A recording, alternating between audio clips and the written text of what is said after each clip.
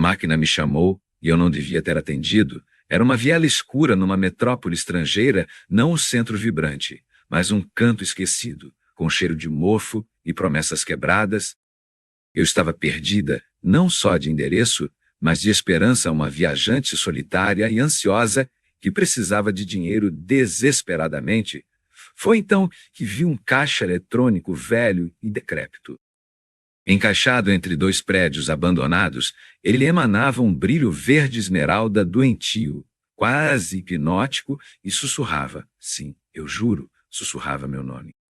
Minhas mãos tremiam enquanto eu inseria o cartão. O desespero me consumia enquanto a tela mostrava opções, conversão imediata para reais. Dizia uma delas parecia fácil demais, rápido demais. E eu selecionei. Um arrepio gélido percorreu minha espinha. Mas não era do vento frio da viela, era algo mais profundo, mais antigo. A máquina estalou, o dinheiro saiu, e eu saí dali. Camaleante, com a sensação de ter deixado um pedaço de mim para trás, a exaustão me atingiu forte. Uma fadiga que não era de viagem, mas de alma nos dias seguintes. A vida virou um inferno financeiro. Cartões eram recusados inexplicavelmente, com mensagem em senha incorreta ou saldo insuficiente, mesmo havendo dinheiro na conta. Pequenos objetos de valor sumiam da minha bolsa, um brinco, uma nota de 50, e eu sentia olhos em mim o tempo todo, uma sensação constante de ser observada, no extrato.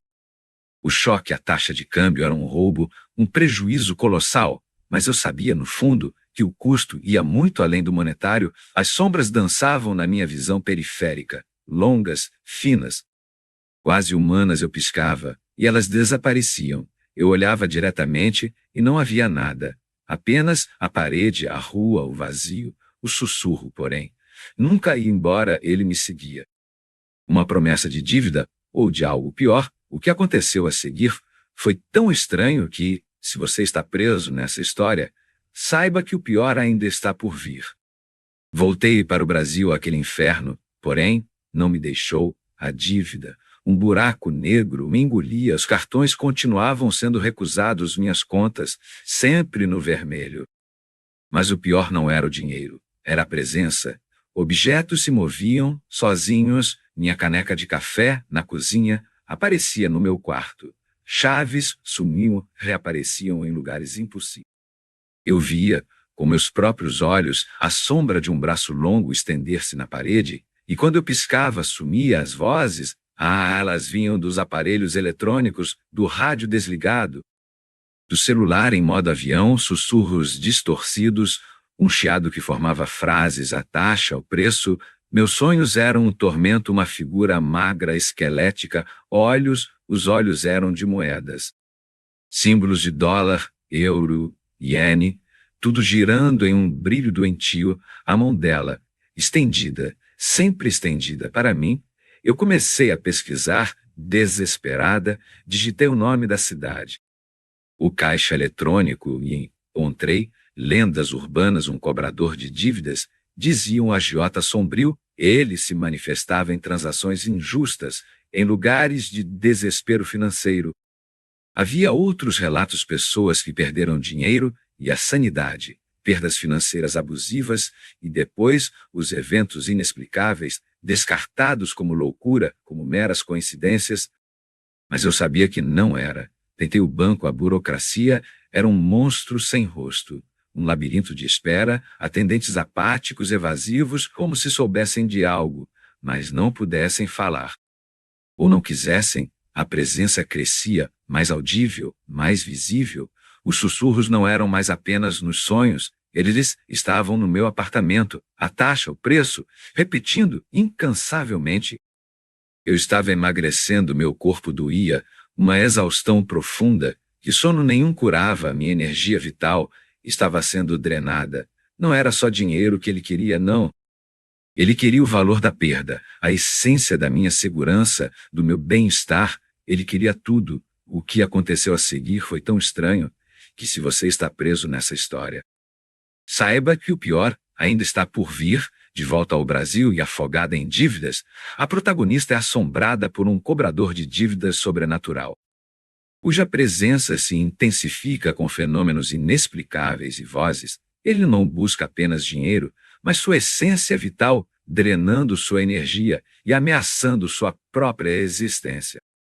Ele não era mais uma sombra, nem um sussurro distante. Ele estava ali, uma figura alta, ossuda, feita de escuridão e desespero. Seus olhos eram vazios, mas eu via neles a fome de mil agiotas. Ele me seguia, não importava onde eu fosse. Ele estava, um passo atrás, uma respiração fria no meu pescoço. Eu estava desesperada. Comecei a fuçar blogs de ocultismo, fóruns obscuros, até que achei um tal de professor Elias, um pesquisador de folclore em Marueri.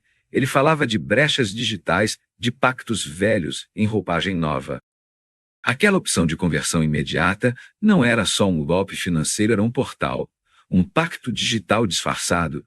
Ele disse que o cobrador de dívidas se alimentava de trocas injustas, drenando não só dinheiro, mas sorte, energia, a própria vida.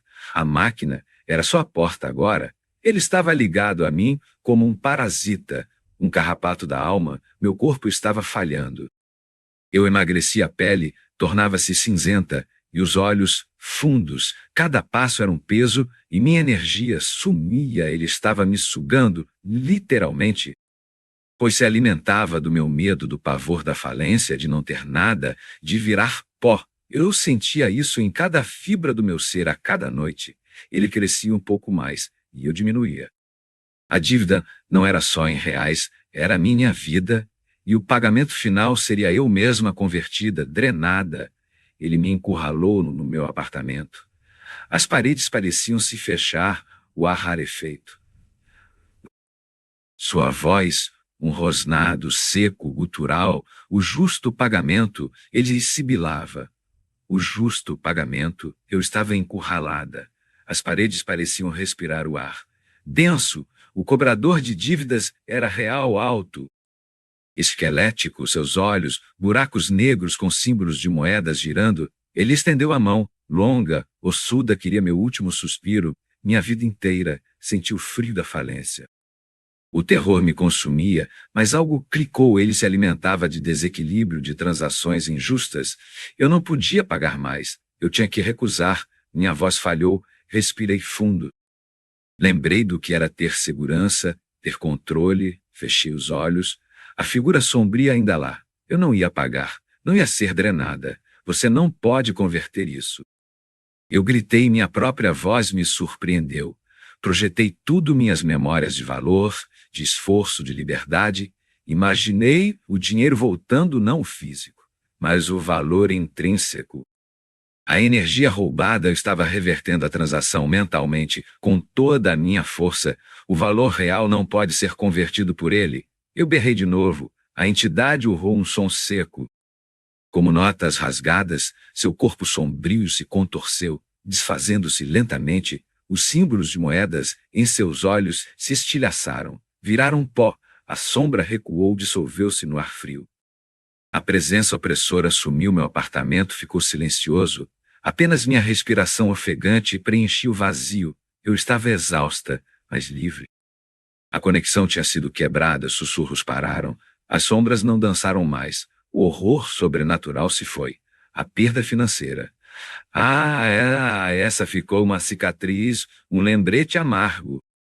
Mas eu sobrevivi. Aprendi que algumas taxas são mais profundas. Elas não aparecem no extrato. O caixa eletrônico, eu soube depois, desativado, pichado, ou sumiu sem deixar rastro.